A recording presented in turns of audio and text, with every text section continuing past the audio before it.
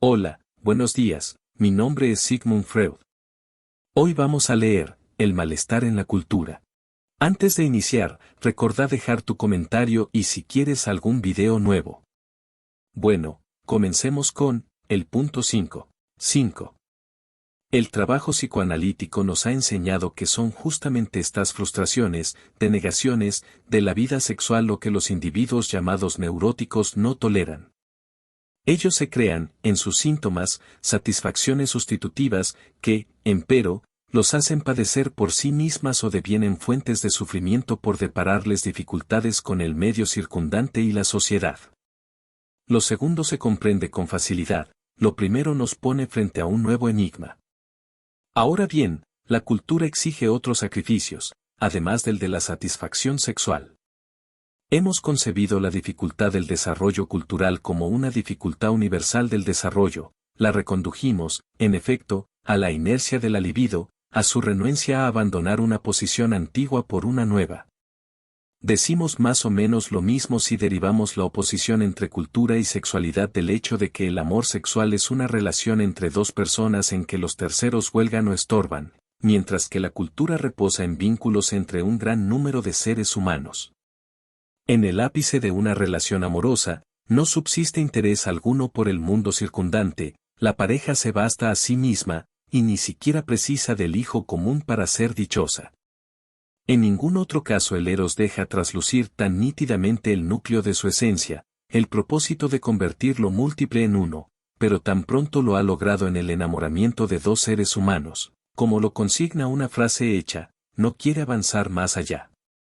Muy bien podríamos imaginar una comunidad culta compuesta de tales individuos dobles, que, libidinalmente saciados en sí mismos, se enlazaran entre ellos a través de la comunidad de intereses y de trabajo. En tal caso, la cultura no necesitaría sustraer energías a la sexualidad. Pero ese deseable estado no existe ni ha existido nunca, la realidad efectiva nos muestra que la cultura nunca se conforma con las ligazones que se le han concedido hasta un momento dado, que pretende ligar entre sí a los miembros de la comunidad también libidinalmente, que se vale de todos los medios y promueve todos los caminos para establecer fuertes identificaciones entre ellos. Moviliza en la máxima proporción una libido de meta inhibida a fin de fortalecer los lazos comunitarios mediante vínculos de amistad. Para cumplir estos propósitos es inevitable limitar la vida sexual. Pero aún no inteligimos la necesidad objetiva que esfuerza a la cultura por este camino y funda su oposición a la sexualidad. Ha de tratarse de un factor perturbador que todavía no hemos descubierto. Uno de los reclamos ideales, como los hemos llamado, de la sociedad culta puede ponernos sobre la pista. Dice, amarás a tu prójimo como a ti mismo, es de difusión universal, y es por cierto más antiguo que el cristianismo, que lo presenta como su mayor título de orgullo, pero seguramente no es muy viejo, los seres humanos lo desconocían aún en épocas históricas. Adoptemos frente a él una actitud ingenua, como si lo escuchásemos por primera vez. En tal caso, no podremos sofocar un sentimiento de asombro y extrañeza. ¿Por qué deberíamos hacer eso? ¿De qué nos valdría? Pero, sobre todo, ¿cómo llevarlo a cabo? ¿Cómo sería posible? Mi amor es algo valioso para mí, no puedo desperdiciarlo sin pedir cuentas. Me impone deberes que tengo que disponerme a cumplir con sacrificios. Si amo a otro, él debe merecerlo de alguna manera. Prescindo de los beneficios que pueda brindarme, así como de su posible valor como objeto sexual para mí, estas dos clases de vínculo no cuentan para el precepto del amor al prójimo. Y lo merece si en aspectos importantes se me parece tanto que puedo amarme a mí mismo en él, lo merece si sus perfecciones son tanto mayores que las mías que puedo amarlo como al ideal de mi propia persona. Tengo que amarlo si es el hijo de mi amigo, pues el dolor del amigo, si a aquel le ocurriese una desgracia, sería también mi dolor, forzosamente participaría de él. Pero si es un extraño para mí, y no puede atraerme por algún valor suyo o alguna significación que haya adquirido para mi vida afectiva, me será difícil amarlo. Y hasta cometería una injusticia haciéndolo, pues mi amor se aquilata en la predilección por los míos, a quienes infiero una injusticia si pongo al extraño en un pie de igualdad con ellos. Pero sí debo amarlo con ese amor universal de que hablábamos, meramente porque también él es un ser de esta tierra, como el insecto, como la lombriz, como la víbora. Entonces me temo que le corresponderá un pequeño monto de amor, un monto que no puede ser tan grande como el que el juicio de la razón me autoriza a reservarme a mí mismo. ¿Por qué, pues, se rodea de tanta solemnidad un precepto cuyo cumplimiento no puede recomendarse como racional? Y si considero mejor las cosas, hallo todavía otras dificultades. No es solo que ese extraño es, en general, indigno de amor, tengo que confesar honradamente que se hace más acreedor a mi hostilidad y aún a mi odio. No parece albergar el mínimo amor hacia mí, no me tiene el menor miramiento.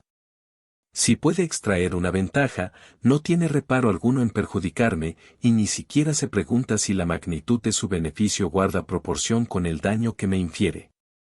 Más todavía, ni hace falta que ello le reporte utilidad, con que solo satisfaga su placer, no se priva de burlarse de mí, de ultrajarme, calumniarme, exhibirme su poder, y mientras más seguro se siente él y más desvalido me encuentre yo, con certeza tanto mayor puedo esperar ese comportamiento suyo hacia mí. Y si se comporta de otro modo, si, siendo un extraño, me demuestra consideración y respeto, yo estoy dispuesto sin más, sin necesidad de precepto alguno, a retribuirle con la misma moneda. En efecto, yo no contradiría aquel grandioso mandamiento si rezara, ama a tu prójimo como tu prójimo te ama a ti. Hay un segundo mandamiento que me parece todavía menos entendible y desata en mí una revuelta mayor. Dice, ama a tus enemigos. Pero si lo pienso bien, no tengo razón para rechazarlo como si fuera una exigencia más grave. En el fondo, es lo mismo. En este punto creo escuchar, de una voz grave y digna, la admonición, justamente porque el prójimo no es digno de amor, sino tu enemigo, debes amarlo como a ti mismo.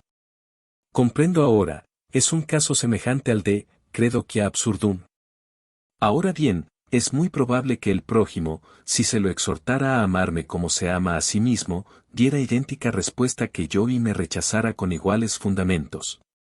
No con idéntico derecho objetivo, según creo yo, pero lo mismo opinará él. Es verdad que entre las conductas de los seres humanos hay diferencias, la ética las califica de buenas y malas, con prescindencia de las condiciones en que se produjeron. Hasta tanto no se supriman esas innegables diferencias, obedecer a los elevados reclamos de la ética importará un perjuicio a los propósitos de la cultura, puesto que lisa y llanamente discierne premios a la maldad. Uno no puede apartar de sí, en este punto, el recuerdo de lo acontecido en el Parlamento francés cuando se trataba la pena de muerte, un orador acababa de abogar apasionadamente en favor de su abolición. Una tormenta de aplausos apoyó su discurso, hasta que desde la sala una voz prorrumpió en estas palabras, que Messieurs les assassins commencent. Tras todo esto, es un fragmento de realidad efectiva lo que se pretende desmentir, el ser humano no es un ser manso, amable, a lo sumo capaz de defenderse si lo atacan, sino que es lícito atribuir a su dotación pulsional una buena cuota de agresividad.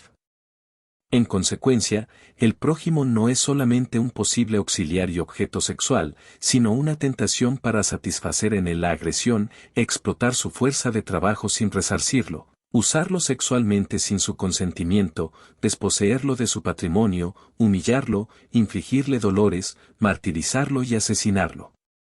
Homo homini lupus, ¿quién, en vista de las experiencias de la vida y de la historia, osaría poner en entredicho tal apotegma? Esa agresión cruel aguarda por lo general una provocación, o sirve a un propósito diverso cuya meta también habría podido alcanzarse con métodos más benignos. Bajo circunstancias propicias, cuando están ausentes las fuerzas anímicas contrarias que suelen inhibirla, se exterioriza también espontáneamente, desenmascara a los seres humanos como bestias salvajes que ni siquiera respetan a los miembros de su propia especie. Quien evoque en su recuerdo el espanto de las invasiones bárbaras, las incursiones de los hunos, de los llamados mongoles bajo Gengis Khan y Tamerlán, la conquista de Jerusalén por los piadosos cruzados, y, ayer apenas, los horrores de la última guerra mundial, no podrá menos que inclinarse, desanimado, ante la verdad objetiva de esta concepción. La existencia de esta inclinación agresiva que podemos registrar en nosotros mismos y con derecho presuponemos en los demás es el factor que perturba nuestros vínculos con el prójimo y que compele a la cultura a realizar su gasto de energía. A raíz de esta hostilidad primaria y recíproca de los seres humanos, la sociedad culta se encuentra bajo una permanente amenaza de disolución. El interés de la comunidad de trabajo no la mantendría cohesionada. En efecto, las pasiones que vienen de lo pulsional son más fuertes que unos intereses racionales. La cultura tiene que movilizarlo todo para poner límites a las pulsiones agresivas de los seres humanos, para sofrenar mediante formaciones psíquicas reactivas sus exteriorizaciones. De ahí el recurso a métodos destinados a impulsarlos hacia identificaciones y vínculos amorosos de meta inhibida, de ahí la limitación de la vida sexual y de ahí, también, el mandamiento ideal de amar al prójimo como a sí mismo, que en la realidad efectiva solo se justifica por el hecho de que nada contraría más a la naturaleza humana originaria. Pero con todos sus empeños, este afán cultural no ha conseguido gran cosa hasta ahora.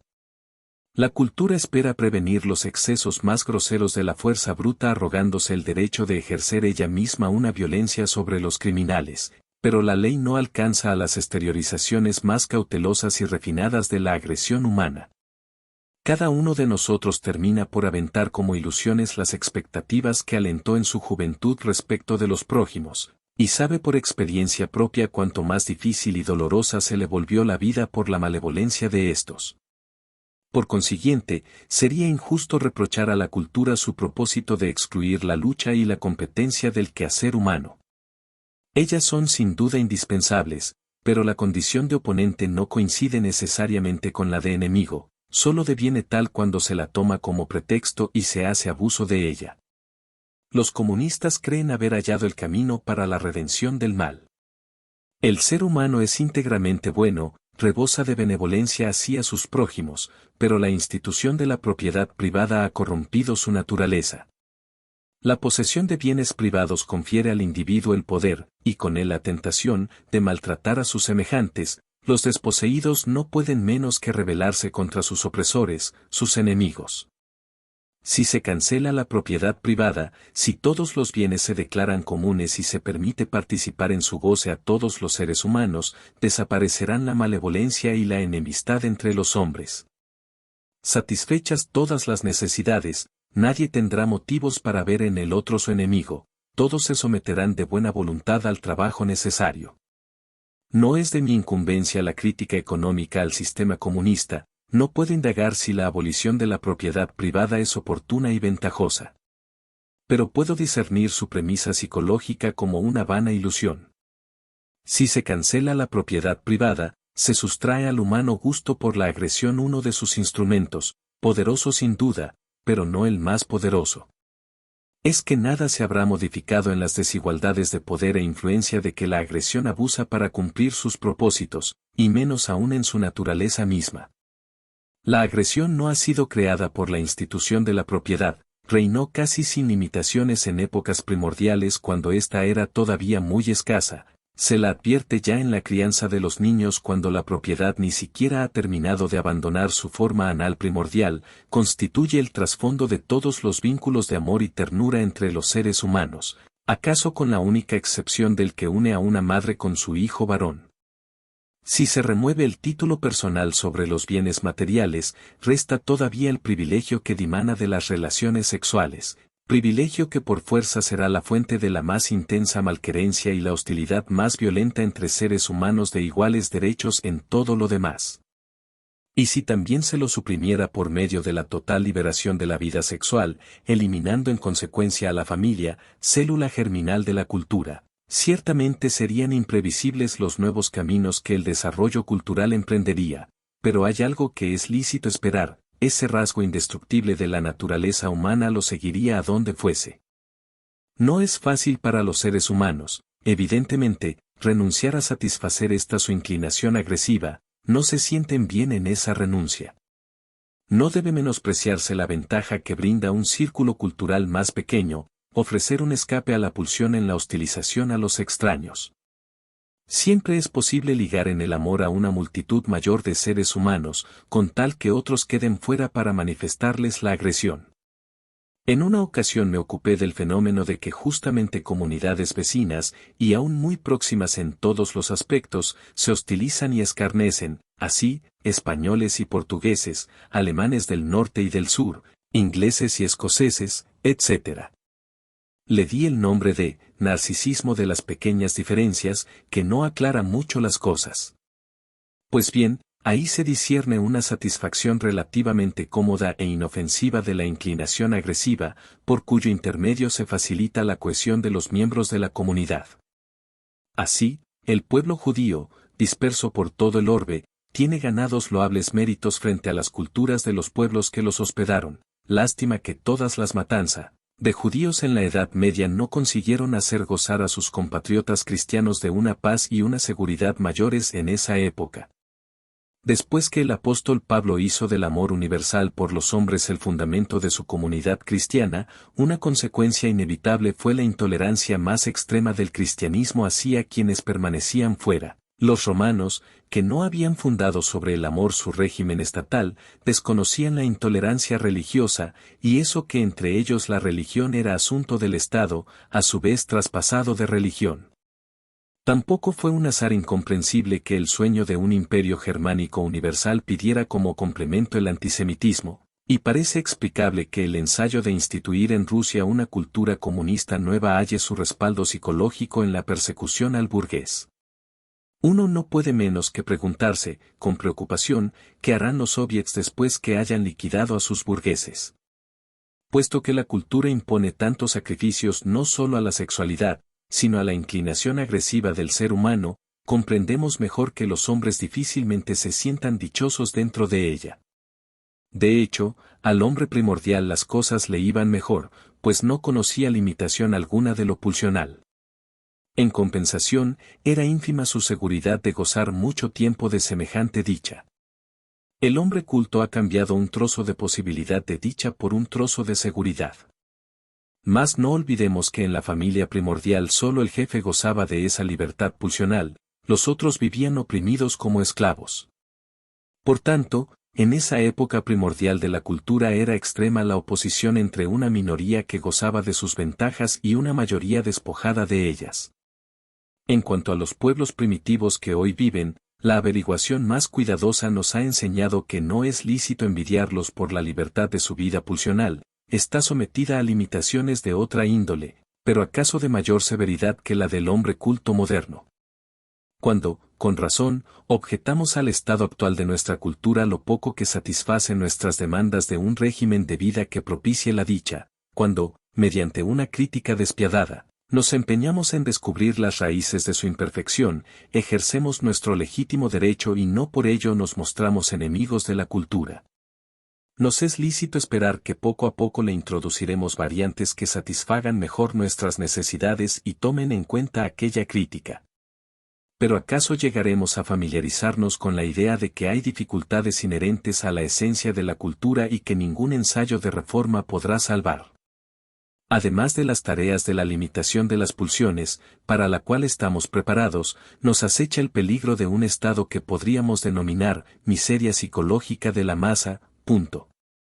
Ese peligro amenaza sobre todo donde la ligazón social se establece principalmente por identificación recíproca entre los participantes, al par que individualidades conductoras no alcanzan la significación que les correspondería en la formación de masa.